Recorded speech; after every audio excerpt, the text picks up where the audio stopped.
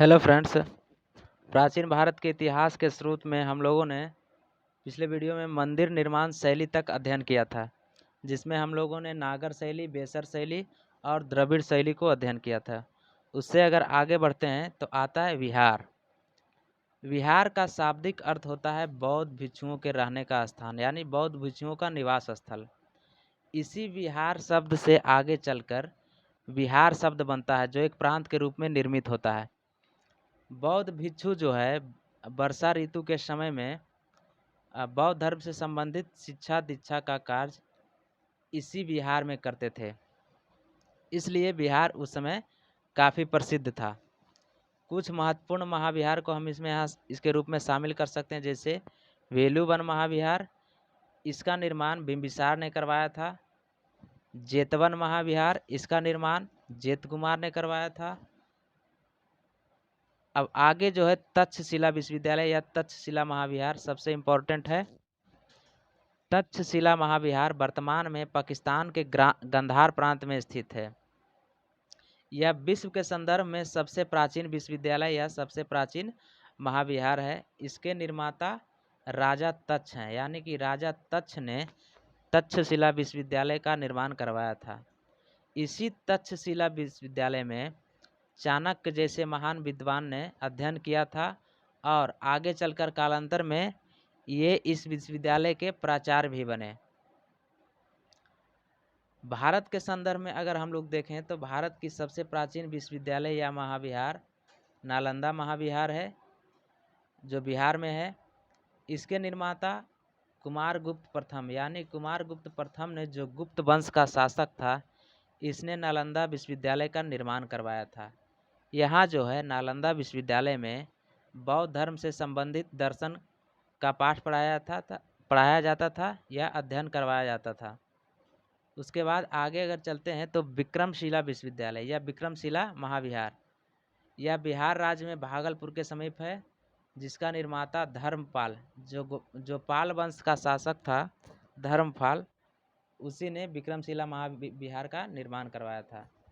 अब इन दोनों महाविहार से जो तथ्य निकलकर सामने आता है, नालंदा महाविहार और विक्रमशिला महाविहार, सबसे इम्पोर्टेंट यही है कि नालंदा महाविहार और विक्रमशिला महाविहार को एक तुर्क मुसलमान था, मोहम्मद बिन बख्तियार खिलजी, इसने नालंदा और विक्रमशिला विश्वविद्यालय को ध्वस्त कर दिया था, तोड़ दिया था।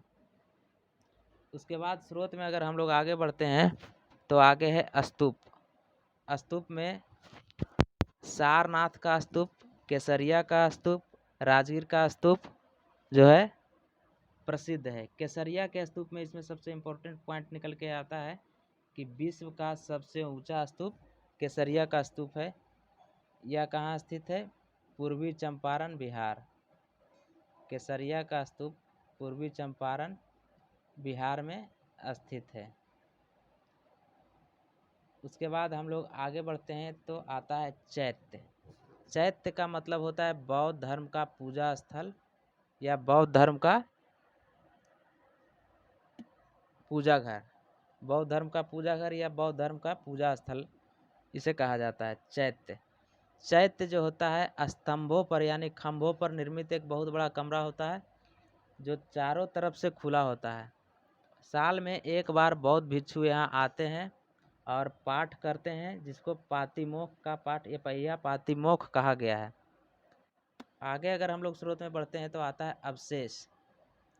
अवशेषों की खुदाई से भी हम लोगों को प्राचीन भारतीय इतिहास के बारे में महत्वपूर्ण जानकारी प्राप्त होता है। जैसे हम लोग अगर एग्जाम्पल के रूप में लें तो 900 से 850 ईसा पूर्व के बीच अगर हम लोग देखें तो इस काल से खुदाई से यह प्राप्त होता है कि महाभारत का जो युद्ध हुआ था वो इसी काल में हुआ था। हस्तिनापुर की अगर खुदाई होती है, हस्तिनापुर की खुदाई के आधार पर यह ज्ञात होता है कि 900 बीसी से लेकर 850 बीसी तक महाभारत का युद्ध हुआ था।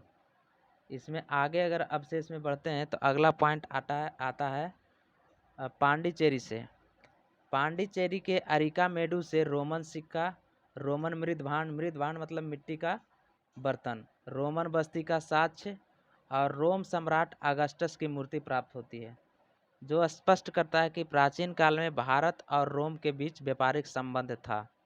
यानी कि यहाँ से क्या प्राप्त होता है कि हस्तिनापुर की खुदाई से यह पता चलता है कि महाभारत का जो युद्ध हुआ था उसका काल 900 से 850 BC तक माना जाता है। और दूसरा पॉइंट बनता है पांडिचेरी से। पांडिचेरी के अरिकामेडु में रोमन सिक्का, रोमन मृदभांड और रोमन बस्ती और रोम सम्राट आगस्टस की मूर्ति। यहाँ लिख देता हूँ मैं,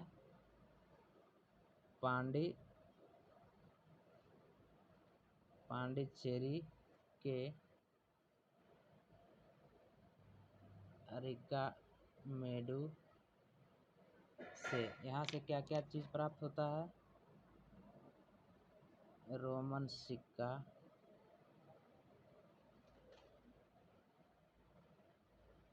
रोमन मृदभांड, मृदभांड मतलब मिट्टी की बर्तन, रोमन बस्ती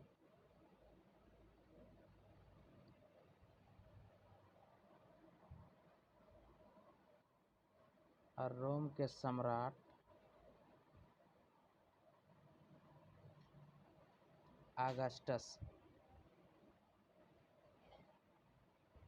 आगस्टस की मूर्ति अरिकामेडु से प्राप्त होता है, जो स्पष्ट करता है कि प्राचीन भारत में जो है भारत और रोम से व्यापारिक संबंध स्थापित था। धन्यवाद दोस्तों, आज हम लोग स्रोत के रूप में यहीं तक रहने देते हैं। इससे आगे हम लोग साहित्यिक स्रोत का वर्णन करेंगे, जिसमें धार्मिक ग्रंथ, अधर्मेतर ग्रंथ, जिसमें ब्राह्मण धर्म ग्रंथ, बौद्ध धर्म ग्रंथ, जैन धर्म ग्रंथ इत्यादि शामिल होंगे। धन्यवाद।